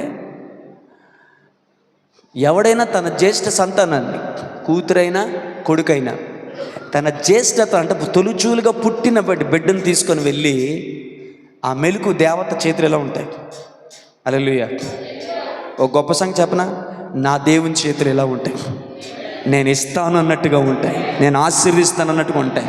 కానీ ఆ దేవత చేతులు ఎలాగ ఉంటాయి, నాకు ఇవ్వు ఈ పనికి మనల్ని అట్లా చేసేవారు. మెలుకును ఆరాధించేవారు అట్లా చేసేవారు. కానీ హల్లెలూయా, ఇశ్రాయేలు ప్రజలు కూడా ఆ బయలుకి అస్తారుతు చేసినప్పుడు, మెలుకు కూడా వాళ్ళు చేసినప్పుడు, వారు తొలిచూలు సంతానం ఎవరిదండి? జ్యేష్ఠత్వం ఎవరిదండి? ప్రథమ ఫలం ఎవరిదండి? వారు తీసుకువెళ్ళి ఈ మండుచున్నటువంటి ఆ విగ్రహం చేతిలో పెట్టేవారు తెలుసా? అమ్మో అదేంటంటే చచ్చిపోద్ది కదా, చంపడానికి ఇచ్చేవారు. నిజం, దేవుడు ఊరకని అంత బాధను అనుభవించలేదు. అంటే వాళ్ళు ఏం చేశారు తెలుసా? అమ్మా మీకు దండం పెడతాను రా, వారు పిల్లలు తీసుకొని ఇవ్వలేదు. జ్యేష్ఠత్వం దేవుంది కదా, దేవునికి చెందవలసిన జ్యేష్ఠత్వాన్ని, దేవుడు వారికి ఇచ్చిన గర్భఫలాన్ని, దేవుడు వారికి ఇచ్చిన బహుమానాన్ని వారు తీసుకొని వెళ్ళి ఆ ఖాళీ ఉన్న మెలుకు చేతులు పెడితే ఆ బిడ్డలు కేకలు వేసి ఏడ్చి చనిపోయేవాళ్ళు. అలా ఏడుస్తున్నప్పుడు ఆ ఏడుపులు వీరు కినకుండా ఉండడం కోసము వాడు చేసే పని ఏంటి తెలుసా? పెద్ద డప్పులు తీసుకొని, ఈరోజు మన ఊర్లో జరిగేది, అప్పుడప్పుడు పెద్ద డప్పులు తీసుకొని ఆ డప్పుల్ని ఎంత గట్టిగా వాయించేవారంటే వినేవారికి చెవులు చిల్లడిపోయి అంత గట్టిగా వాయించేవారు. ఈ డప్పుల సౌండ్లో ఆ పిల్లల మరణ కేకలు వినబడేవి కాదు. కాసేపటికి ఆ బిడ్డలు ఆ మెలుకు చేతుల్లో మాడిమస్ అయిపోయేవారు. దేవుడు ఊరుకోవాలా? మాట్లాడండి, నువ్వు చెప్పండి. అంటే మీరు వినట్లేదండి కొంతమంది. నేను చెప్తే ఎక్కట్లేదో ఏమో నాకు అర్థం కావట్లేదు. అందుకే కొన్ని రోజుల పాటు నేను మాట్లాడకుండా ఎవరైనా దైవజనులు పిలిపిద్దామని కూడా ఆలోచన కలుగుతుంది. నిజం, వచ్చేవారు ఒక సేవకుని రమ్మన్నాను. మరి అట్లయినా వింటారేమో మనం చెప్తే ఎక్కట్లాగా కొంతమందికి. నేను అడుగుతున్నాను, తనకు చెందవలసిన జ్యేష్ఠత్వాన్ని తీసుకొని వెళ్ళి మెలుకు చేతులు పెట్టి పసి బిడ్డలని బలిగా అర్పిస్తుంటే నీ దేవుడెవరు? నీకు పుట్టిన జ్యేష్ఠత్వం ఎవరిది? హల్లెలూయా. ఇలా అంటాను, అమ్మా సబ్బబ్బా హల్లెలూయా, ఆమేన్. నీ సమయంలో తొలిచూలు సమయం ఎవరికి ఇవ్వాలి? హల్లెలూయా. అంటే అర్థమవుద్దేమని చెప్పాను. హల్లెలూయా. ఎవరికి ఇవ్వాలి? ఇలా అన్నాను ఏమనుకోరు కదా. మనలో చాలామందికి మన మెలుకు ఎవరో తెలుసా? మన బయలు ఎవరో తెలుసా? పొద్దున్న లెగ్గానే ఫస్ట్ నువ్వు చూసేది దీన్నే. బైబిల్ కనబడకపోతే నీ ఊపిరి ఆగదేమో, కానీ ఇది కనబడకపోతే నీ ఊపిరి ఆగిపోద్ది. 24 గంటల్లో నువ్వు పడుకున్నప్పుడు తప్ప మిగతా టైం అంతా ఇది నీ దగ్గరే ఉంటుంది. కానీ బైబిల్ ఎక్కడో ఉంటుంది. రోజు కొన్ని 100 సార్లు దీన్ని చూస్తావు, ఒక్కసారి కూడా బైబిల్ని చూడు. ఇది ఎవరో తెలుసా? మెలుకు. ఇది ఎవరో తెలుసా? బయలు. ఇది ఎవరో తెలుసా? అస్తారోత్. ఇది మనకి విగ్రహం అయిపోయింది. హల్లెలూయా, హల్లెలూయా, హల్లెలూయా. ఎంత భయంకరమో. ఇది ఒకటే కాదండి, పొద్దున్న లెగ్గానే నీ డ్యూటీ నీకు గుర్తొస్తుంది. ఇక అన్నీ చెప్తే లేట్ అయిపోతుంది. హల్లెలూయా, హల్లెలూయా. కొంతమందికి పిల్లలు విగ్రహారాధన అయిపోయారు. ఇప్పుడు నేను ఉన్నానుగా, నాకు పిల్లలు ఉన్నారుగా, నాతో కలిపి ఆలోచించుకుంటూ భయపడుతూ మాట్లాడుతున్నాను. మన పిల్లలు మనకు విగ్రహాలు అయిపోయారు. మన సంపాదన మనకు విగ్రహం అయిపోయింది. మన డ్యూటీ మనకు విగ్రహం అయిపోయింది. తిండి విగ్రహం అయిపోయింది. మనుష్యులు విగ్రహం అయిపోయారు. సెల్ ఫోన్ విగ్రహం అయిపోయింది.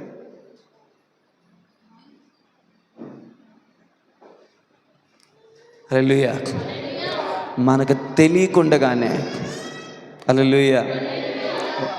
ఒకసారి ఈ మాట చెప్తాను, వింటారా? ఈ మాట అంటాను వింటా. మీకు తెలిసిన డైలాగే, పెద్ద లోతైన మర్మమేమి కాదైనా ఒక మాట ఒకసారి. హల్లెలూయా. నా చేతులు ఏముంది అందరు చెప్తారా? కొంత నోరు తెరిచి, ఆ మాత్రం తెలియదా, నీకు తెలియదా, నువ్వే అడిగేగా, నువ్వే సమాధానం చెప్పుకో అన్నట్టు మౌనంగా చూస్తున్నా వైపులాగా. ఎవరో ప్రశ్న అడిగితే సమాధానం చెప్పాలి, కనీసం మర్యాద కదా అది. నా చేతులు ఏముంది? హల్లెలూయా. Praise lord. నేను ఒక మాట చెప్తాను, పెద్ద మర్మేం కాదు కానీ, సెల్ మన చేతుల్లో లేదండి, మనమే సెల్ ఫోన్ చేతుల్లో ఉన్నాం. ఇది ఎంతమంది నమ్ముతారో లేదో నాకు తెలియదు. సెల్ మన చేతిలో ఉందనుకుంటున్నాను. సెల్ ఫోన్ చేతుల్లో మనం ఉన్నాం. అది మన సెల్ కాదు, మనమే దాని సెల్. అంటే అది మనకి సెల్ అయింది. సెల్ అంటే అర్థం తెలుసా? జైలు. వీడిని సెల్లో ఏంటరు అంటారు, అప్పుడు అది సెల్, ఇప్పుడు ఇది. ఎంతమంది జైల్లో ఉన్నారంటే ఫోన్ ఉన్న వాళ్ళందరూ చెయ్యి పైకెత్తలుగా ఎంత చూసారు? ఎంతమంది సెల్లో ఉన్నారు, ఎంతమంది జైల్లో ఉన్నారంటే మర్యాదగా ఫోన్ ఉన్న వాళ్ళందరూ. ఇప్పుడు తేలేదండి, ఓహో మన చంటిదే ఇప్పుడు తేలేదు, ఇంట్లో ఉంది కదా, ఎలాగని పచ్చి చూసే దాన్నే కదా కనపడిపోయింది ఇలాగెట్టుకొని.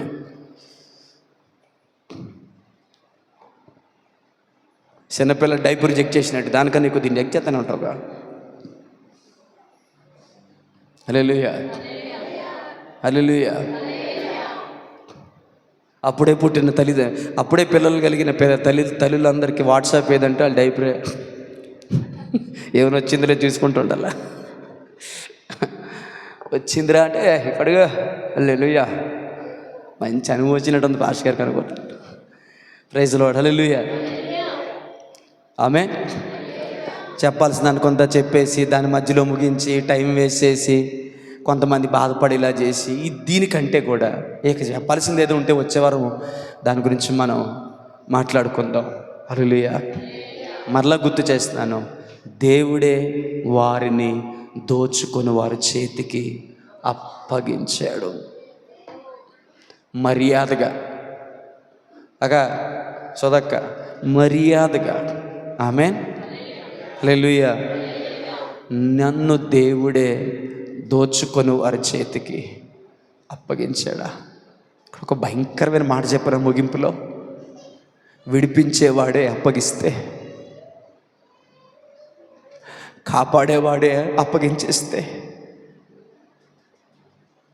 స్వస్థపరచవలసిన వాడే రోగానికి ఇచ్చేస్తే మన బతుకు దిక్కేమైనా ఉందంటారా? కఠినంగా ఉన్న దేవుడు ప్రేమై ఉన్నాడు అన్నది ఎంత వాస్తవమో, దేవుడే వారిని దోపిడీదారుల చేతిలోకి అప్పగించాడు. కానీ కృప కలిగిన దేవుడు, కనికరము కలిగిన దేవుడు వారు మొర్ర పెట్టినప్పుడు వారికి ఉత్తరం ఇచ్చి ఆయన చేసింది ఏంటో తెలుసా?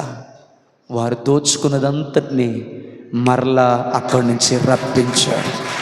వాళ్ళు దోచుకున్నదంతటినీ కూడా మరలా రప్పించాడు. దేవుని నామానికి మహిమ కలుగును గాక. హల్లెలూయా. ఓ మాట అడిగిన, ఇశ్రాయేలు ప్రజలు 420 సంవత్సరాలు ఉన్నారు కదా, వాళ్ళు బాగా బానిస బతికారు. ఐగుప్తీయుల దృష్టిలో వాళ్ళందరూ పందులు కుక్కల కంటే హీనంగా అయిపోయినారు కదా. కృపాసన పందులు కుక్కల కంటే హీనంగా అయిపోయినారు కదా. వాళ్ళు వచ్చే ముందు ఎక్కడికి, ఐగుప్తులో నుండి కానాన్ దేశానికి బయలుదేరినప్పుడు అందరూ వెళ్ళి ఇంటింటికి వెళ్ళి, ఇశ్రాయేలు ప్రజలు అందరూ వెళ్ళి ఐగుప్తుల దగ్గరికి వెళ్ళినప్పుడు వాళ్ళ దగ్గర ఉన్న బంగారం అంతా ఇచ్చేశారట. ఇదేంటి ఇది, చిత్రం ఏంటి ఇది? హల్లెలూయా. కొంతమంది పాపం వినలేకపోయి నా వైపు చూడకపోతే నేను తిడతానన్న బాధ ఒకవైపు అయిపోయి అది ఎంత నరకం చూస్తుండ్రంటే అంత నరకం చూస్తుండ్రు. మిమ్మల్ని దేవుడు దీవించను కాక. హల్లెలూయా, హల్లెలూయా. ఇప్పుడు వీళ్ళు బానిస బతికినారు. ఆమేన్. వాళ్ళందరి దృష్టి వీళ్ళు ఎవరు ఎవరి మీద చేయరా అంటే చేయాల్సిన వాళ్ళు. ఇప్పుడు వీళ్ళు బయలుదేరే ముందు వాళ్ళ దగ్గరికి వెళ్ళి బంగారం వాళ్ళకి ఇచ్చారంటే ఇచ్చారట వాళ్ళు. ఎందుకని ఇది పెద్ద ప్రశ్న, దానికి సమాధానం. ఎందుకనంటే ఐగుప్తీయులందరికీ ఇశ్రాయేలులు ఆరాధిస్తున్న దేవుని భయం పట్టుకుంది. దేవుని భయము పట్టుకుంది. ఎందుకంటే విని వారి చెవులు గింగురం అనేటట్లుగా దేవుడు ఆశ్చర్య కార్యాలను జరిగించి, వారు అనాథులు కాదు, వారు విరవబడిన వారు కాదు, వారు చెరలో ఉన్నవారు కాదు, వారి పక్షాన ఉన్నాడు ఒక ఆయన పేరు అబ్రహాము దేవుడు, ఇస్సాకు దేవుడు, యాకోబు దేవుడని వారి పక్షాన నిలబడి అద్భుతాలు చేయగా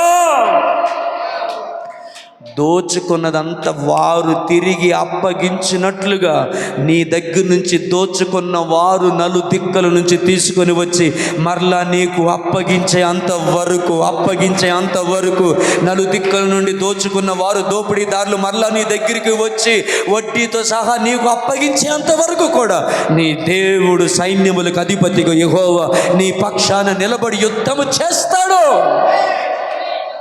కానీ ఒక్కటి చేయమ్మా, ఒక్కటి చేయి. నీ కొడుకును కూడా మళ్ళీ దేవుడు తీసుకొని రాగలడు. ఒక్కటి చేయి. మిక్కిలి హెచ్చుగా దేవునికి మొరపెట్టు, దేవునికి మొరపెట్టు. నా పాపమే, నా దోషమే, నా అతిక్రమమే, నా అవినీతి, నా దుర్నీతి, నేను చేసిన కొన్ని తప్పులు, నేను తీసుకున్న తప్పుడు నిర్ణయాలు, నా నోరు మాట్లాడిన తప్పుడు మాటలు. మీలో చాలామందికి ఒక మాట చెప్పాలి నేను. మీరు మాట్లాడేశారు సేవకునికి విరుద్ధంగా, కొంతమంది దైవజనులకు విరుద్ధంగా, సంఘానికి విరుద్ధంగా, కొన్నిసార్లు బరి తెగించి దేవునికి విరుద్ధంగా. కాలం చెల్లిపోయింది అనుకున్నావా? ఏం జరగట్లేదులే అనుకున్నావా? నేను కరెక్ట్గా మాట్లాడాను కాబట్టి నాకేం అవ్వలేదు అనుకుంటున్నావా? పెచ్చమహో నువ్వును. హల్లెలూయా. విత్తనం వేయగానే ఫలం రాదక్క, టైం పట్టుద్ది. ఆ విత్తనము ఫలించడానికి టైం పడుతుంది. నువ్వు దుర్నీతి అనే విత్తనాన్ని విత్తావు, దౌష్ట్యాన్ని అనే విత్తనాన్ని విత్తావు. దాని పంట నువ్వు కోయాల్సిన రోజు వస్తుంది. ఒకవేళ అది కొయ్యక ముందే నువ్వు దేవునికి మొరపెడితే పెనుగాలిని పంపించి వేళ్లతో సహా నీవు విత్తిన విత్తనాలని సముద్ర గర్భంలో కలిపివేసి శ్రేష్టమైన పంటను మరలా నీకు ఇవ్వడానికి నువ్వు ఆరాధిస్తున్న దేవుడు నమ్మదగిన దేవుడు. ఆమేన్. హల్లెలూయా. ఏం చేద్దాం? మాట్లాడట్లేదు. ఏం చేద్దాం? పశ్చాత్తాపముతో దేవునికి మొరపెడదాం. ఎంతమంది చెప్పగలరు, అయ్యా నేను మిక్కిలి హీన దశలో ఉన్నాను అని? మీరు చెయ్యకపోయి నన్ను ఫీల్ అయిపోయి బాధపడిపోయి నేను ఆ స్టేజ్ దాటిపోయాను. నేను ఒకప్పుడు ఉండేటోడేమో కానీ ఆ స్టేజ్ దాటిపోయాను. వినలేని వాళ్ళు కూడా నా పక్కలు చెయ్యొత్తాను, నేను ఎత్తపోతే ఆయన ఎదురుగా స్టేజ్ మీద నిలబడి చూస్తూ ఉన్నాడులే, బాగోదు మర్యాద ఉండదు అనుకుంటే అట్లాంటి దౌర్భాగ్యాన్ని పక్కన పెట్టి హల్లెలూయా ఆర్థికంగాను ఆత్మీయంగాను అన్ని విషయాల్లో అన్నా నేను మిక్కిలి హీన దశలో ఉన్నాను. ఒకప్పుడున్న ప్రార్థన జీవితం ఇప్పుడు లేదు, ఒకప్పుడున్న దర్శనం ఇప్పుడు లేదు, ఒకప్పుడున్న ఆరోగ్యం ఇప్పుడు లేదు, ఒకప్పుడున్న భారం ఇప్పుడు లేదు. లక్షల రూపాయలు దోచుకున్నారు, నా బలమంతా దోచుకొని పడింది. నా జీవితంలో అధికమైన సమయం నేను చెరలోని బానిసత్వంలోని గడిపాను, పాపపు సంఖ్యల మధ్యలో గడిపాను, రోగపు సంఖ్యల మధ్యలో గడిపాను, నిందల అవమానాల మధ్యలో గడిపాను, అసహనంతో గడిపాను. సంతోషం సమాధానం నన్ను విడిచిపెట్టి సంవత్సరాలు అయిపోయింది. పెళ్ళి కాకముందు ఇలా ఉండేదాన్ని, ఇప్పుడు పెళ్ళైన తర్వాత నా లైఫ్ ఇట్లా అయిపోయింది. నా భర్తనో ఎవరినో నా భార్య నేను నిందించడానికి ఈ మాట అనలేదయ్యా, దీనికి నేనే కారణం.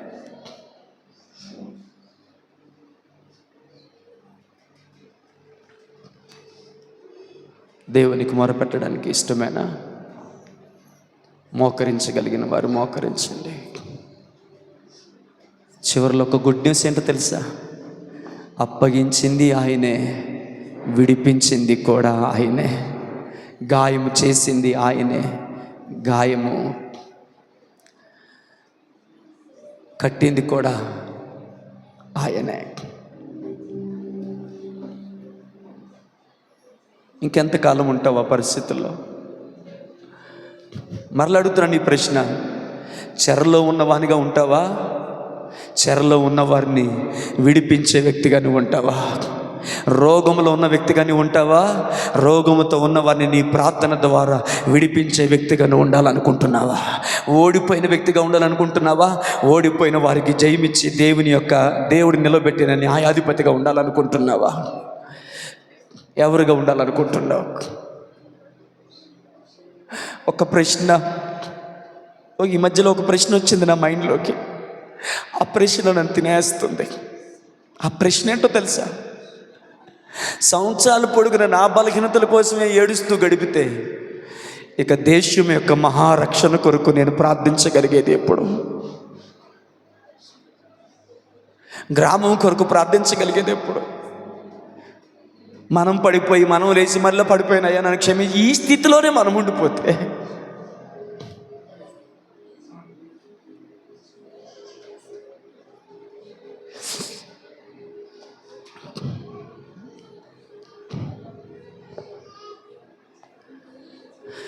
నీవే ఏదైనా చేయాలంటూ నీ కార్యాలకే ఎదురు చూస్తున్నాను. నీవే ఏదైనా చేయాలంటూ నీ కార్యాలకే ఎదురు చూస్తున్నాను. తప్పక చేస్తావని నిన్ను నమ్మి, తప్పక చేస్తావని నిన్ను నమ్మి నీ కరముపై దృష్టి ఉంచినానయా, నీ కరముపై దృష్టి ఉంచినానయా. అడుగుతావా? అద్భుతం చేయుమయా నా జీవితంలో, నిన్నే మనసారా అద్భుతం చేయుమయా నా జీవితంలో, నిన్నే నమ్మి ఉన్నానేసయ్యా, నిన్నే నమ్ముకున్నాను. నీ వంటి వారు లేరయా, నిన్నే నమ్ముకున్నాను. కన్నీళ్ళతో చెప్పగలవా? నీ వంటి వారు లేరయా, నిందలు అవమానాలు సహించుకుంటూ నీ రెక్కల నీడనే,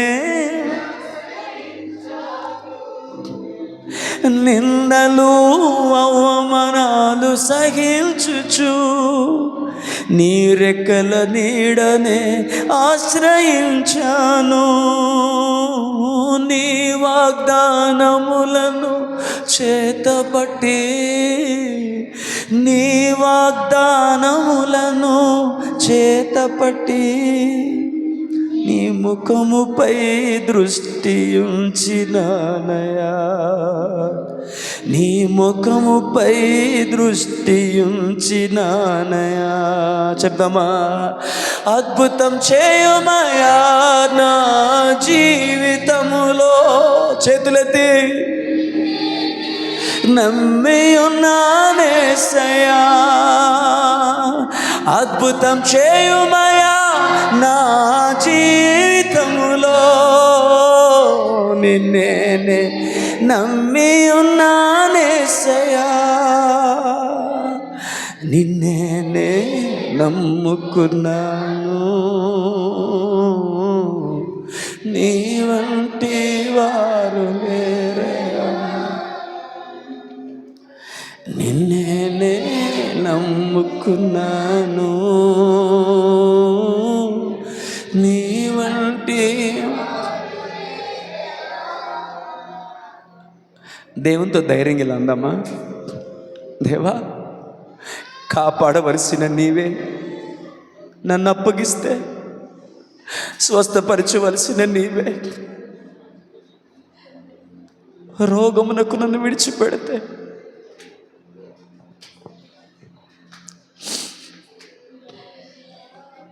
సమృద్ధిని ఇవ్వగలిగిన నీవే, నా జీవితంలోకి కరువుని అనుమతిస్తే నాకు దిక్కెవరయ్యా? అయితే నీవు న్యాయవంతుడువు, నువ్వు సత్యవంతుడు. పాపము చేసింది నేను, ద్రోహం చేసింది నేను, అన్యులను ఆశ్రయించింది నేను, పరిస్థితులకి భయపడింది నేను. నినివేకి వెళ్ళవలసిన నేను తర్షీష్కి వెళ్తుంది నేను, కనానులో ఉండవలసిన నేను ఐగుప్తుకు వెళ్తుంది నేను, వెళ్ళింది నేను. నీవు సత్యవంతుడివి. నీ పిల్లలు తప్పు చేస్తే కొడతావు. కొట్టడానికి నీకు పట్టిన టైము క్షణం మాత్రమే, కానీ వారు ఏడుస్తున్నప్పుడు కొన్ని గంటలు నీ ప్రేమ చేత వారిని హత్తుకుంటావు. నిమిషము మాత్రమే నిన్ను విడిచిపెట్టాడు, కానీ శాశ్వతమైన ప్రేమతో ఆయన నిన్ను ప్రేమిస్తాడు. యెహోవా దీర్ఘశాంతుడు, దయా దాక్షిణ్యపూర్ణుడు ఆయన.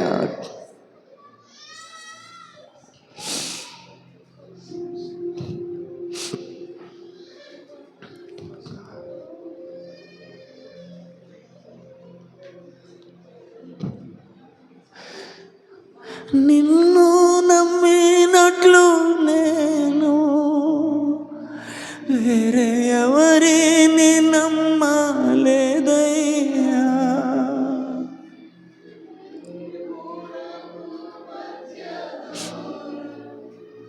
తొలగించావు వదిలుండలేక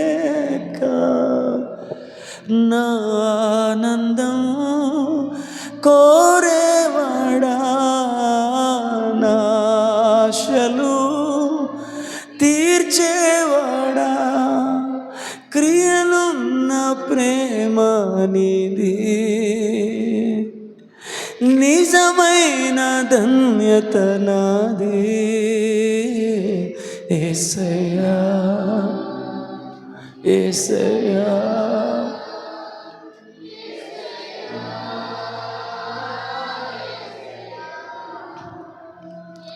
యేసయ్యా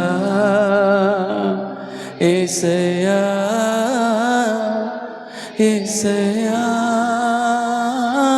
యేసయ్యా.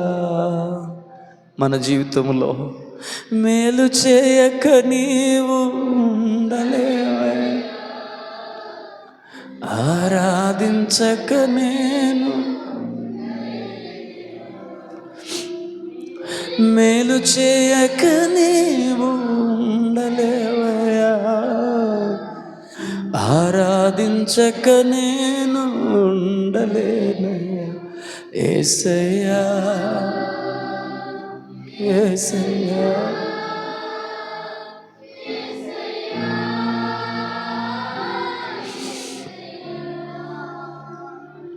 యేసయ్యా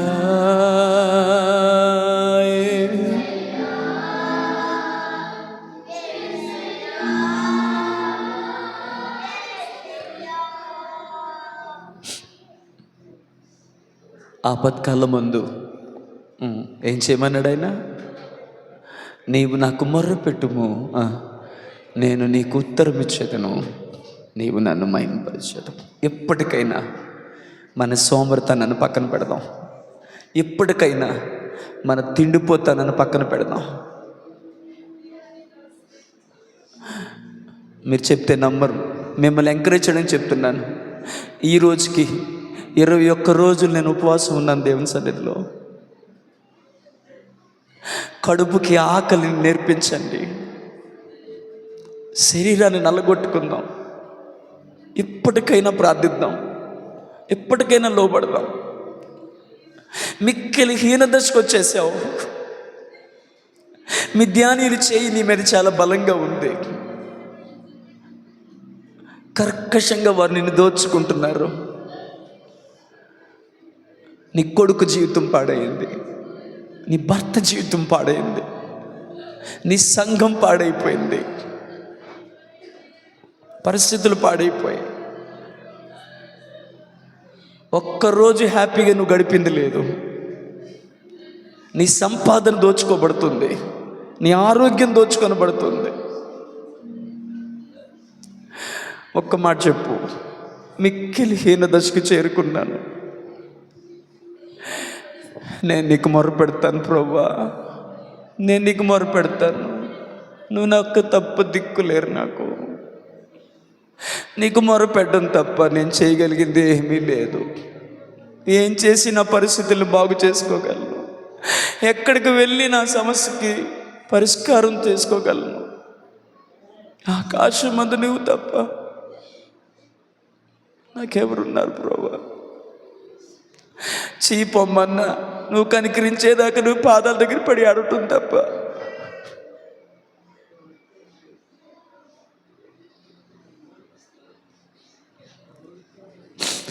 వేరే దిక్కు నాకు లేదు ప్రభు అని అడుగుదామా? ఇప్పటికైనా మొరపెడదామా? ఇప్పటికైనా ప్రార్థిద్దామా? దేవుడి మీద సొనుక్కోవడం గొనుక్కోవడం పక్కన పెట్టి ప్రార్థన చేయడానికి నడుము కట్టుకో, ప్రార్థన చేయడానికి మనసు నిలుపుకో. నిద్ర రాకపోతే నిద్ర రావట్లేదని ఫీల్ అవ్వకో, హ్యాపీగా టయాన్ని దేవుని దగ్గర గడిపేసాయి. నిద్ర రాకపోవడం ఒక భాగ్యం అంటాను నేను. పరిశుద్ధుడైన తండ్రి, మాకు ఇచ్చిన ఈ సందేశాన్ని బట్టి వందనాలు. మిక్కిలి హీన దశలో మా బ్రతుకులు, మా పరిస్థితులు, సంఘం మేము ఉంటుండగా మొరపెడుతున్నాం ప్రభువా, జ్ఞాపకం చేసుకోండి. మేము, మా పిల్లలు, మా సంఘం అనగా నీవు స్వరక్తం ఇచ్చి కొనిన ఈ సంఘం మా జీవితం అంతా బానిసత్వంతోనే గడపాలనుకోవట్లేదు. చెరసాలలో నుండి ఐగుప్తు సింహాసనం మీద ఏసేపుని కూర్చుండబెట్టిన దేవా, మమ్మల్ని జ్ఞాపకం చేసుకోండి. క్షమించండి ప్రభా, మమ్మల్ని బలహీనులం ప్రభా. మీ కృప దయచేసి మరలా క్షేమమును మాకు అనుగ్రహించమని, రొట్టెల సమృద్ధిని మాకు అనుగ్రహించమని, మీ కోల్పోయిన సంవత్సరముల పంటను మాకు తిరిగి కలుగు చేయమని, మించిన బలవంతుల చేతిలో నుండి, దోపిడీదారుల చేతిలో నుండి నీవే మమ్మల్ని విడిపించాలి అని